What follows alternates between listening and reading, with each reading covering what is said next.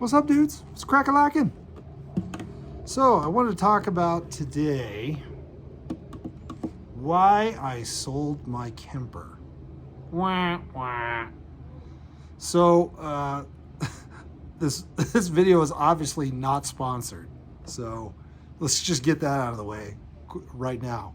I'm not bagging on the Kemper. Not at all. Not even a little bit. But I have my reasons. And they kind of go like this. So it's a beautiful sounding profiling digital amplifier. I think we can all agree on that. It warrants its place amongst us guitarists. But one thing it will never do, and I have plenty of amps that I currently still own that do this very well, is give you that in the room feeling of tube saturated amplifier. It's never going to give you that. I don't care how loud you got it. It's just not going to do that thing. The real reason outside of that I got rid of it was I was really concerned about how it was going to depreciate. I'd spent a lot of money on that thing. And if you go back in history on these digital amplifiers, they've not retained their value very well.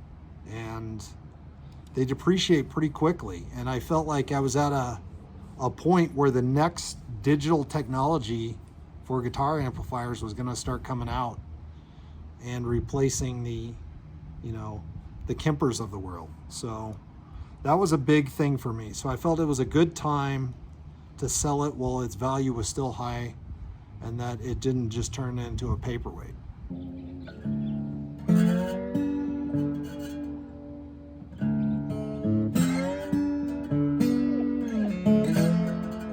Another reason why I sold it is every time I got into it and wanted to start tweaking settings on it, it was kind of paralysis by analysis. There were so many buttons and so many little tweaky configurations, and push this button to get into that dialog menu and push this one to get in that one. And this button controls the effects, and here you can change the speaker performance and placements and things of that nature. And in the end, I really only used the good profiles, mostly Michael Britt stuff, because those were amazing sounding, and really only tweaked the gain here and there to kind of dial in the gain sound I was chasing for recording in the studio. And that's the only time I ever used it, was for recordings. So I just wasn't using it enough. And I came to the conclusion that I would rather just digitally record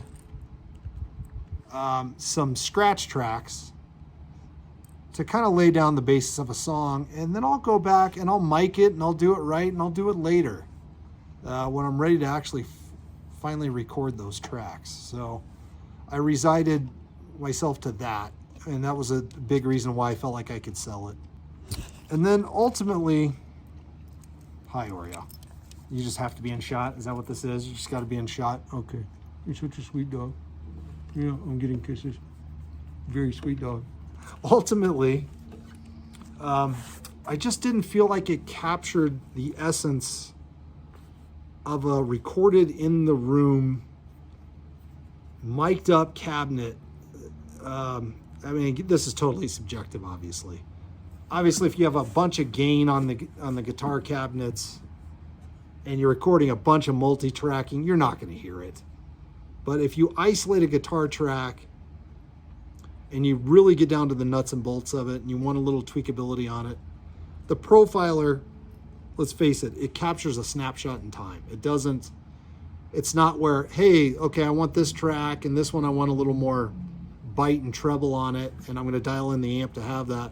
And the stereo track, I'm going to change the guitar and I'm going to change the settings on the amp and give it a little different this or that.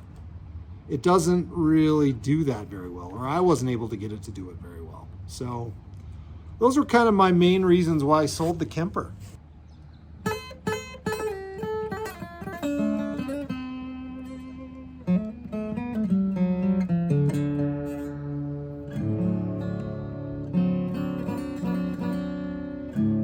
Saying all that, who is the Kemper for? Because there's still guitarists out there that will say, yeah, but I love my Kemper and I wouldn't trade it for anything. This is for you guys. So anyone that wants a premier modeling amp, right, that doesn't have budget to buy a bunch of different heads, right? If you can get these profiles, and it was the main reason why I bought it, if you can get the profiles of these really high gain monster heads that cost $4,000 and the Soldanos of the world, and these really nice custom boutique amps, and you get guys like Michael Britt that are making those Kemper profiles, that's who it's for. So you can get a bunch of tons of really high-end gear, profile snapshotted in time, and you can really make some really epic recordings. The other person it's for is for someone that wants the high-end audio guitar digital modeling amp that can record it, pretty much noise-free. You just go right in your DAW and you hear it through headphones. I mean, it doesn't disturb anyone. It's perfect for that. It was tailor-made for that. The other person I think it's made for is the person that doesn't want to bother with the reliability issues of tube amps.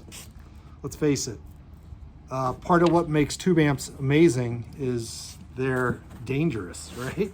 And a tube could explode at any time. It's a bunch of electricity, it's a bunch of voltage.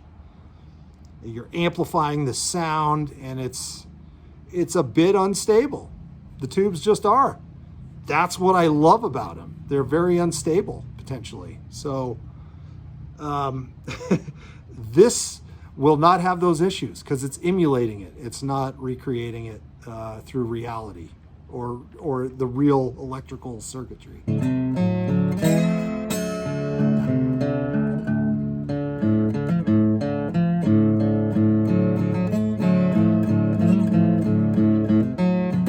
Who the Kemper is not for. First and foremost, anyone who cannot afford a Kemper. It is not for you. They are not cheap. You got to be able to save up some pesos and fork down some serious dough if you want a Kemper. I mean, it cost me a pretty penny. And now they've only gone up in price. I want to say I paid $1,700 for it new. They're like $2,200 now. So, I mean, you're going to save them your money. Who else is it not for? Someone who loves tube amps, right? So someone like me that the digital stuff, I've had several different digital style amps. This was obviously the most expensive, highest quality one that I've owned. I just don't fall in love with them. There's something about playing through it that just isn't as inspiring to me as playing through the tube amp or even an acoustic guitar. It just doesn't resonate the same way with me. And it may not with you as well if you're a tube amp guy or an acoustic guitar guy. And the last person I would say it's not for is someone that doesn't like to tweak amps, tweak knobs on amps and digitize equipment. And there's plenty of buttons to push. And I maybe pushed a fifth of them, maybe.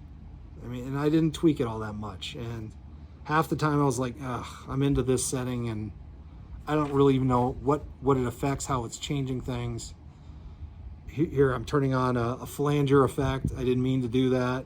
Let's put on some reverb. Now let's do that in the DAW.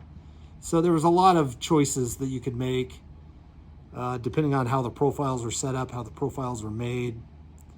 And so there's a fairly high learning curve, I would say, to using it.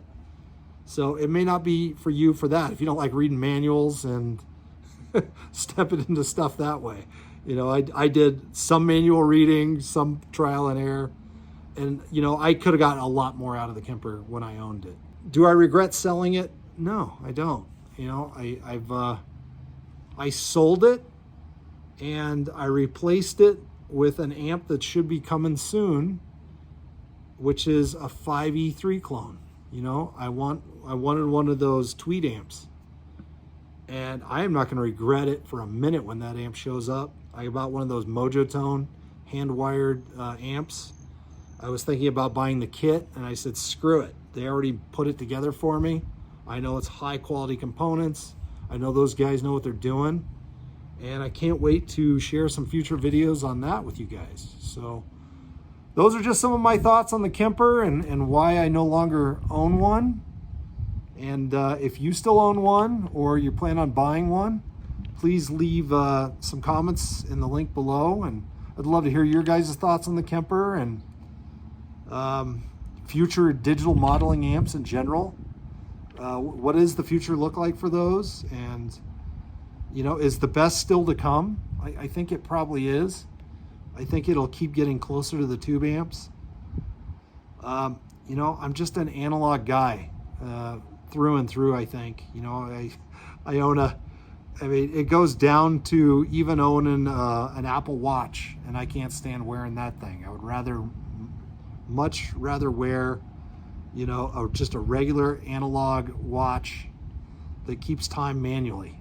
It's just, I think it's just in my DNA. Maybe it's a generational thing. I'm Gen X, so I think I'm a cross between the digital age and the analog age. So I think I'm kind of stuck somewhere in between the two. So just my thoughts on it, guys. A little bit of rambling. Love one another. Take care. I'll see you guys in the next video. Peace. See ya.